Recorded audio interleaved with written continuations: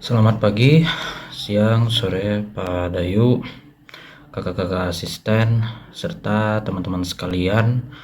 Perkenalkan, kami dari kelompok 2, mata kuliah W1202, Literasi Dataran Artifisial. Pada kesempatan ini, kami akan mempresentasikan, menjelaskan laporan tugas besar kami yang berjudul Analisis Pengaruh Curah Hujan Bulanan dan Luas Daerah Resapan terhadap Tingkat Keparahan Banjir di DKI Jakarta periode 2016 hingga periode 2021.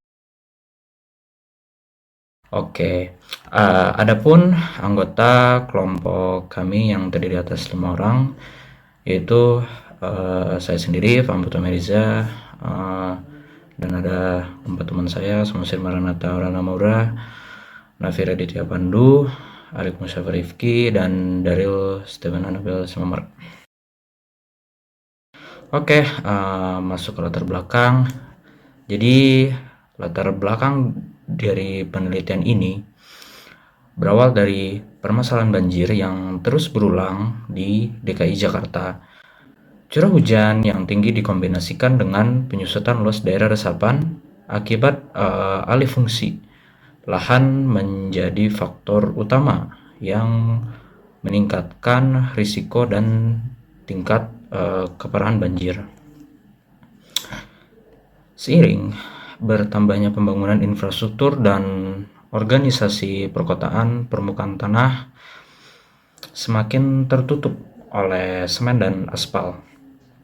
Sehingga hal ini menyebabkan kapasitas infiltrasi tanah menurun secara drastis, sehingga volume limpasan permukaan atau limpasan permukaan meningkat saat terjadinya hujan turun. Dan di sisi lain, infrastruktur drainase dan kapasitas badan sungai di DKI Jakarta juga belum mampu menampung volume udara yang datang terlalu cepat dan dalam jumlah besar. Sehingga dampak yang ditimbulkan pun sangat luas, mulai dari banjir yang merendam berbagai kecamatan, gangguan mungkin bisa dibilang kesehatan masyarakat, kerusakan infrastruktur, lingkungan, kerugian ekonomi, hingga terlambatnya mobilitas warga. So, oleh karena itu kami menilai penting untuk melakukan analisis tingkat keparahan banjir berdasarkan data curah hujan bulanan dan luas daerah resapan, guna mendukung manajemen tata ruang dan mitigasi bencana yang lebih baik di DKI Jakarta ini.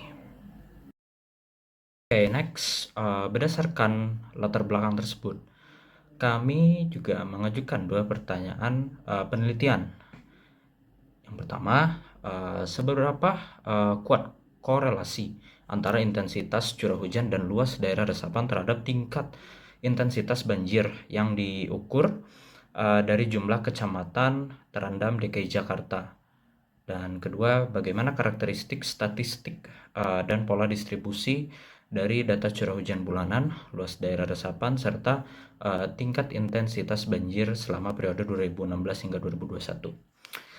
Selaras dengan pertanyaan tersebut, penelitian ini memiliki 2 tujuan sama. Tujuan pertama adalah mengukur dan menganalisis kekuatan serta arah hubungan antara curah hujan dan luas resapan terhadap jumlah kecamatan terendam. Tujuan kedua adalah mengidentifikasi karakteristik statistik deskriptif dan memetakan pola distribusi dari variabel hingga ketiga tersebut selama periode pengamatan. Oke, selanjutnya kami akan menjelaskan mengenai data yang digunakan dalam penelitian ini. Data yang kami gunakan ini merupakan data sekunder berdasarkan runtun waktu atau time series berdasarkan tahun 2016 hingga 2021. Sehingga total keseluruhan data yang diolah sebanyak 72 baris data bulanan. Penelitian ini mengintegrasikan 3 variabel utama dari instansi resmi pemerintah. Variabel pertama adalah curah hujan atau X1 yang bersumber dari BMKG, diukur dalam satuan milimeter dan merupakan data numerik kontinu. Variabel kedua adalah luas daerah resapan atau X2 yang bersumber dari BPS Dinas Lingkungan Hidup DKI Jakarta. Diukur dalam satuan kilometer persegi panjang dan juga merupakan data numerik kontinu. Dan variabel ketiga adalah kecamatan terendam Y yang bersumber dari BPBD Jakarta, dinyatakan dalam jumlah kecamatan yang terendam banjir dan diolah sebagai data numerik diskrit. Proses integrasi variabel ketiga ini dilakukan dengan menggunakan Python dengan menyatukannya ke dalam satu data frame. Setiap baris data dihubungkan oleh indeks waktu seragam berformat tahun sampai bulan, mulai dari bulan pertama 2016 hingga bulan 12 2021. Khusus untuk data luas resapan yang bersifat tahunan, jadi kami melakukannya dengan konversi ke format bulanan agar sinkron dengan variabel lainnya. Oke, di sini ada data statistik atau preproses. Berikut ini merupakan deskriptif statistik dari variabel ketiga sebelum dilakukan proses pembersihan data atau data cleaning, atau juga bisa kami menyebutnya sebagai pra-pemrosesan.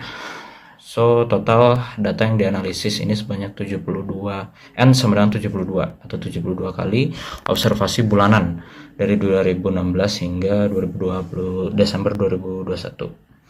Oke, untuk variabel curah hujan atau X1 diperoleh dengan rata-rata sebesar 210,28 mm dengan median sebanyak 180,5 mm. Nilai minimumnya adalah 3 mm dan nilai maksimumnya mencapai 610 mm, sehingga range-nya sangat besar sebanyak 607 mm. Simpangan baku sebesar 139,94 mm. Jadi di sini menunjukkan bahwa variabilitas data curah hujan sangat tinggi karena nilai min lebih besar daripada median. Distribusi data curah hujan juga membentuk pola miring kanan atau menuju ke kanan. Artinya sebagian besar bulan memiliki curah hujan yang rendah hingga sedang. Namun ada beberapa bulan dengan curah yang sangat ekstrim. Untuk variabel luas resapan atau X2 rata-ratanya 1283 km persegi dengan mediannya 1284 km persegi. Rentang datanya bisa dibilang sempit, yaitu dari minimum 1245 km hingga maksimum 1320 km kuadrat persegi dengan jangkauan hanya km persegi, jangkauan 75 km persegi. Simpangan baku yang kecil juga sebesar 25,67 km persegi menunjukkan bahwa data luas resapan ini sangat bisa dibilang stabil sepanjang periode pengamatan. Hal ini terjadi karena data luas resapan ini bersifat tahunan, sehingga nilai tetap sama 12 bulan penuh sebelum diperbarui pada tahun berikutnya, dan tidak ditemukan outlier pada variabel ini. Untuk variabel kecamatan terendam atau kami menyebutnya variabel Y, dalam kondisi preproses perlu diperhatikan bahwa statistik data dihasilkan bisa dibilang masih bias karena data kosong atau bulan-bulan tanpa kejadian banjir diabaikan oleh sistem ini, sehingga hanya 11 sampel banjir besar yang bisa kami hitung. Akibatnya nilai min juga berpengaruh sebanyak 22,27 dan median 20 kecamatan, yang seolah-olah memberi kesan bahwa banjir menjadi hampir setiap bulan. Padahal sebenarnya fakta di lapangan nih, menunjukkan bahwa banjir sebagian besar bulan itu juga tidak terjadi banjir. Inilah alasan juga yang perlu diperlukan pada tahap pembersihan pada langkah selanjutnya. Oke, next. Perkenalkan, nama saya dari Stefan Mambora dengan 1572516. Kali ini saya akan mempresentasikan visualisasi data pre-proses dan hasil data cleaning. Pada halaman ini terlihat visualisasi histogram curah hujan bulanan.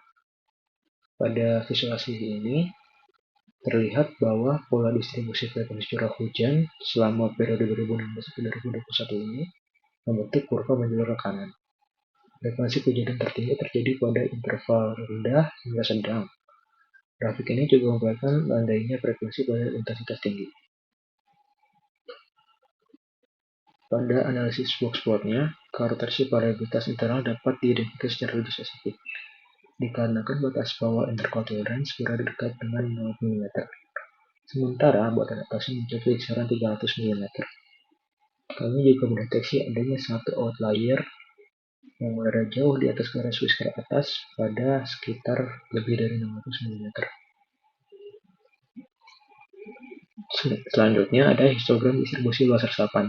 Pada histogram ini memiliki karakteristik data yang unik berupa 6 balok vertikal yang setiap baloknya memiliki nilai frekuensi tepat 12 kali. Hal ini menunjukkan kontinuitas data yang sinkron, di mana luas daerah resapan bersifat tetap selama 1 tahun sebelum berubah karena perubahan tata ruang kota pada tahun berikutnya. Di box plotnya, bentuk kotak sebaran simetris dari kuartil bawah hingga kuartil atas dengan garis median yang membagi kotak secara proporsional. Seluruh sebaran titik data berada di dalam jangkauan garis whisker, sehingga variabel ini tidak memiliki data outlier.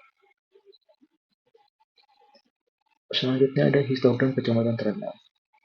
Pada histogram ini terlihat karena sistem LPSL kosong, kurva histogram memberikan impresi bahwa sebaran data banjir berdistribusi normal dengan modus di sekitar 15-20 kecamatan terendam.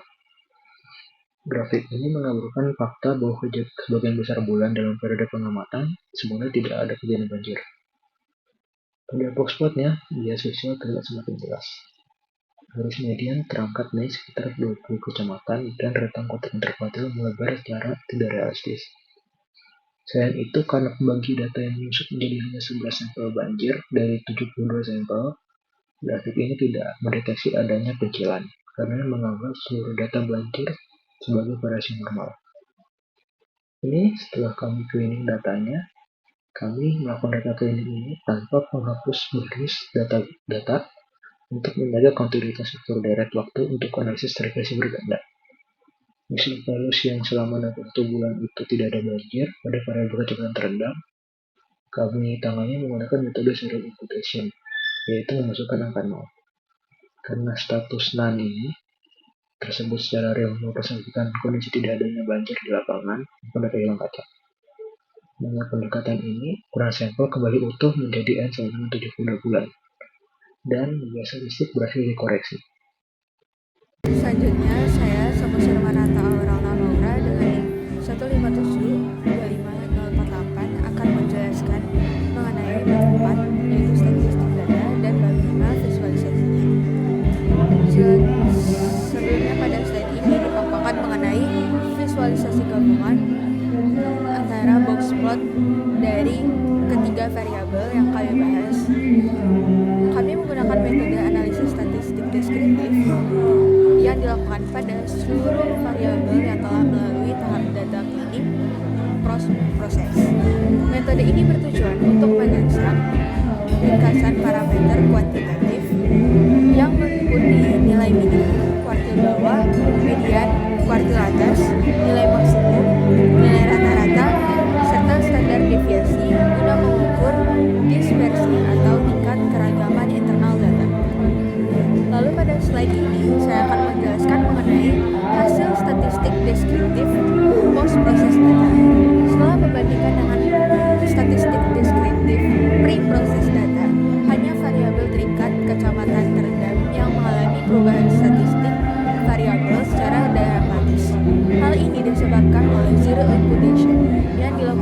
pada proses data cleaning, di mana nilai kuartil bawah, median, hingga kuartil atasnya menyusun total dan mendatar sempurna di atas lantai angka 0.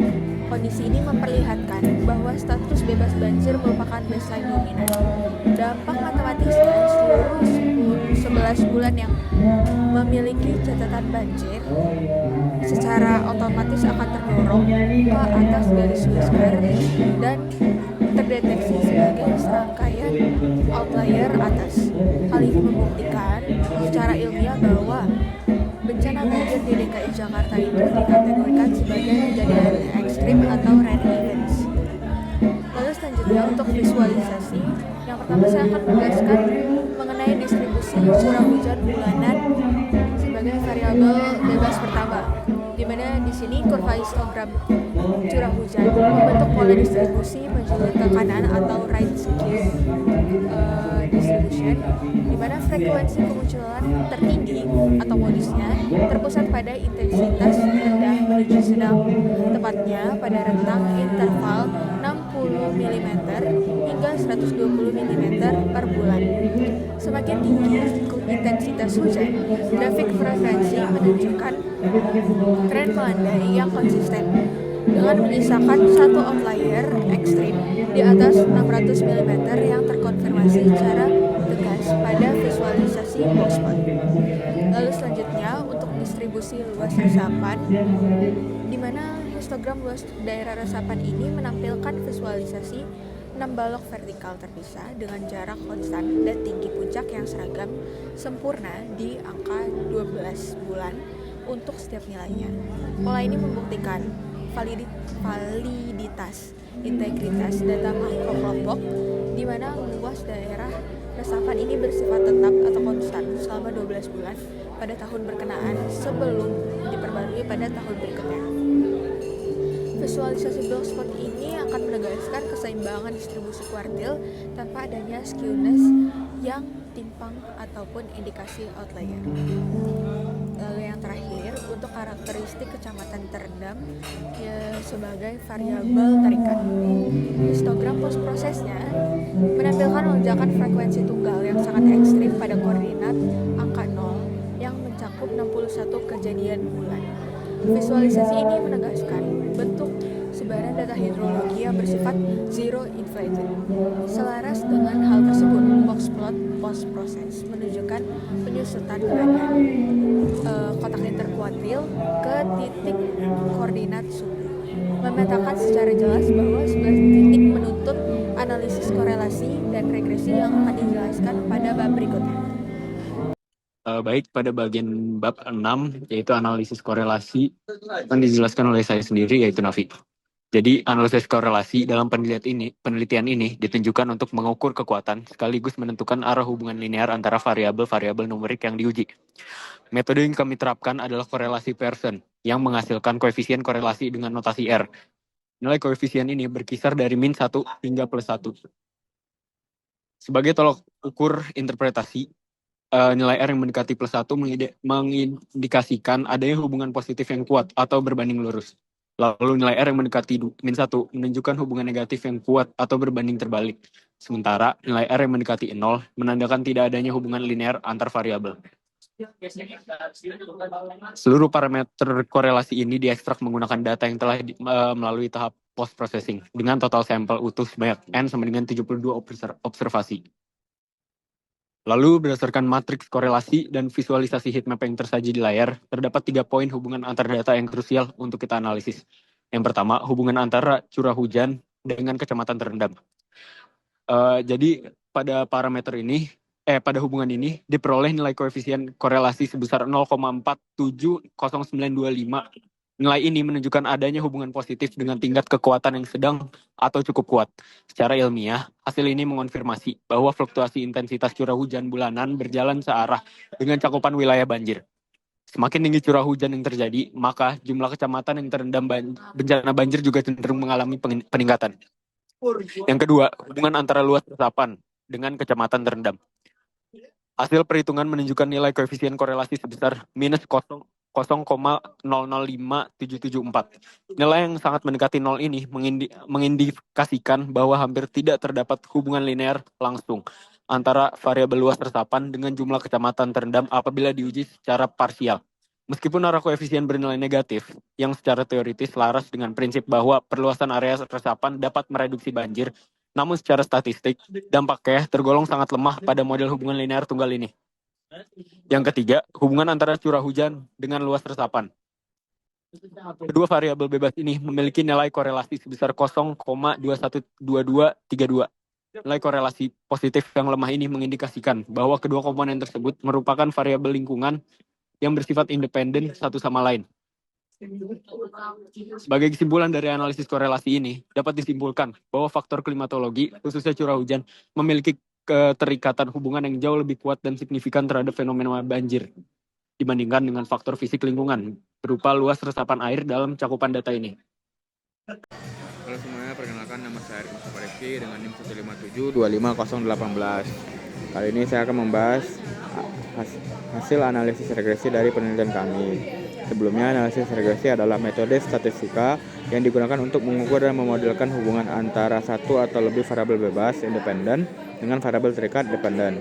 Pada analisis ini, metode yang digunakan adalah analisis regresi berganda atau OLS regression result, dikarenakan penelitian melibatkan lebih dari satu variabel bebas untuk memprediksi satu variabel terikat. Nah, dari hasil penelitian kami didapatkan tabel seperti berikut. Dari tabel itu didapatkan persamaan sebagai berikut, yakni Y sama dengan 46,172 ditambah 0,0316 X1 dikurang 0,0385 X2, di mana Y adalah kecamatan yang terendam, X1 adalah curah hujan dalam milimeter, dan X2 adalah luas resapan dalam kilometer persegi. Nah, dari persamaan ini didapat kesimpulan bahwa setiap kenaikan 1 mm curah hujan menambah 0,0316 kecamatan yang terendam. Sebaliknya, setiap bertambahnya 1 km persegi luas resapan mengurangi 0,0385 kecamatan yang terendam. Dari sini dari kesimpulannya adalah jika kita ingin mengurangi kecamatan yang terendam dapat dilakukan dengan menambah luas resapan sehingga kecamatan yang terendam di daerah Jakarta itu berkurang. Sedangkan jika bertambahnya curah hujan milimeter